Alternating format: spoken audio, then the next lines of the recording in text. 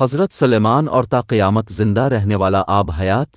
ایک دن حضرت جبریل ایک پیالہ آب حیات کا حضرت سلیمان کے پاس لائے اور کہا، حق تعالیٰ نے آپ کو اختیار دیا کہ اب یہ جام نوش کرے تو قیامت تک زندہ رہیں گے۔ حضرت سلیمان نے جن و انس و حیوانات سے اس بات کا مشورہ لیا، سب نے ایک زبان ہو کر کہا، مبارک جام ہے، پیجیے اور حیات ابدی حاصل کریں۔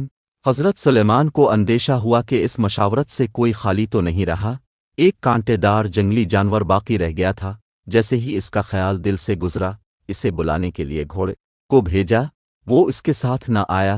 تب حضرت نے کتے کو بھیجا، کانٹے دار جنگلی جانور اس کے ساتھ چلا آیا۔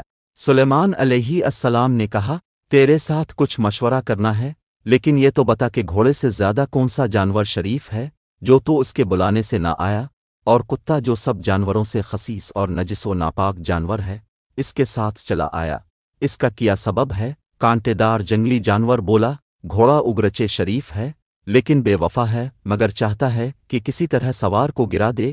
دوسرے یہ کہ دشمن کو بھی اپنے اوپر سوار کر لیتا ہے، اور کتا ہر چند کے خسیس و نجس ہے لیکن وفادار ہے، ایک لقمہ کسی کا کھا لے تو ساری عمر اس کا احسان نہیں بھولتا۔ تب حضرت سلیمان نے کہا، ایک جام آب حیات کا میرے پاس بھیجا گیا ہے، اور اس کے پینے نہ پینے کا مجھے اختیار ہے۔ سب نے مجھے اس کے پینے کا مشورہ دیا ہے، اب تو بتا تیری اس میں کیا صلاح ہے؟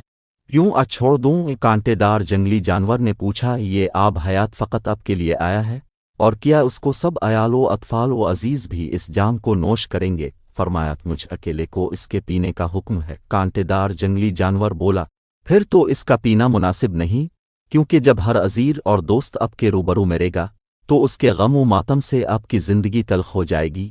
عزیز و دوست جب کوئی نہ رہا تو زندگی کس کام کی؟ یہ بات حضرت سلیمان کو پسند آئی اور وہ آب حیات واپس کر دیا۔ اللہ کتاب خوف خدا کے سچے واقعات، صفحہ نمبر 48۔ مصنف کا نام مولانا ارسلان اختر۔